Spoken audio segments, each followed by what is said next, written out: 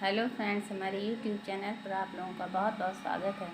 आज आप लोगों को मैं कहानी सुनाऊंगी। अगर आप लोगों को अच्छी लगे तो लाइक, सब्सक्राइब और शेयर करिएगा और कमेंट्स करके बताइएगा कि आपको कैसी लगी।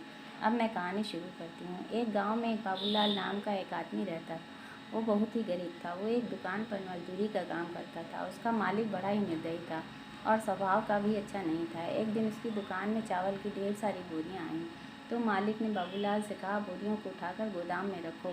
उसने कहा कि वो 1 कुंतल की बोरी नहीं उठा पाएगा, लेकिन उसके कहने पर किसी तरह 2 बोरियों को उसने उठाया। तीसरी बोरी उठाते हुए बेहोश हो गया। जब बाबूलाल को होश आया तो मालिक उसके ऊपर बहुत गुस्सा होने लगा और कहने लगा कि बेहोश होने पर मुझे डॉक्टर बुलाना पड़ा। डॉक्टर की फीस तुम्हारी सैलरी से कट जाएगी।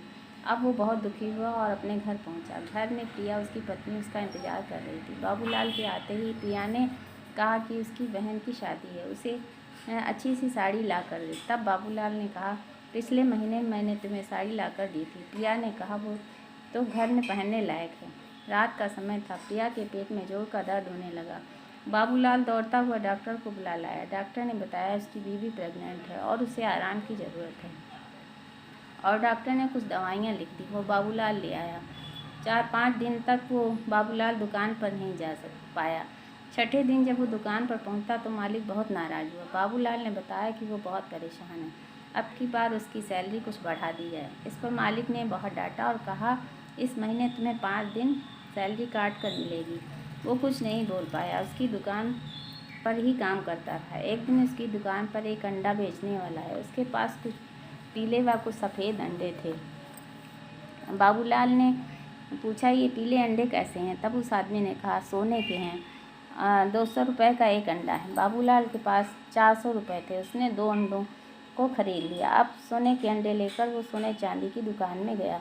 उसे सोने का अंडा दिखाया तो दुकानदार ने बताया वो नकली अंडा है। वो बहुत दुखी हुआ और अंडे को लेकर घर पहुंचा। घर के बाहर ही उसने अंडे को फेंक दिया। अंडा फूट गया और उससे एक आदमी निकला। वो आदमी कहने लगा, वो अंडे के अंदर से बहुत दिन से कैद था। आज मुझको तुमने आज़ाद कर दिया है। अब तुम जो मुझसे मांगना चाहते हो मांग सकते हो। इस पर बाबूलाल ने कहा, वो बहुत परेशान है और वो बहुत गरीब आदमी है, उसकी गरीबी दूर हो जाए। उस आदमी ने कहा कि तुम अपनी पत्नी का मंगलसूत्र लेकर एक दुकान खोल लो। पहले तो छोटी होगी, फिर खूब अच्छी चलने लगी। अब उसने दुकान खोल ली और उसकी दुकान खूब चलने लगी और उसकी गरीबी दूर हो गई। और बाबूलाल के मालिक के खराब स्वभाव के कारण उसकी दुकान में कोई नहीं आता, कोई कस्टमर नहीं आता था। अब उसकी दुकान बंद होने पर आ गई। और एक दिन बाबूलाल का मालिक उसकी दुकान में आया और कहने लगा, वो बहुत गरीब हो गया है। बाबूलाल को दया आ गई। उसके पास एक सोने का अंडा था, उसने मालिक को दे दिया और बाबूलाल ने बताया कि अंडे को कैसे इस्तेमाल करना है। मालिक ने अपने घर के बाहर ही अंडे को पटक दिया और वो अंडा फूट गया। उसमें से एक आदमी निकला। उसने मालिक से पूछा, उसे क्या चाहिए? तब मालिक ने कहा, गांव की सभी दुकानें बंद कर दी जाएं, केवल मेरी दुकान रहे। अब उस गांव की सारी दुकानें बंद हो गई और सिर्फ मालिक की दुकान चलने लगी। एक दुकान होने के कारण सभी उसकी दुकान में आने लगे और उसकी दुकान चलने लगी। कुछ दिनों के बाद बहुत सारे डाकू आए और उसकी दुकान पर लूट कर ले गए। मालिक को अपनी करनी का फल मिल गया। जो दूसरों का बुरा चाहता है, पहले उसी का बुरा होता है। अच्छी सोच वालों के साथ हमेशा अच्छा होता है। Thank you.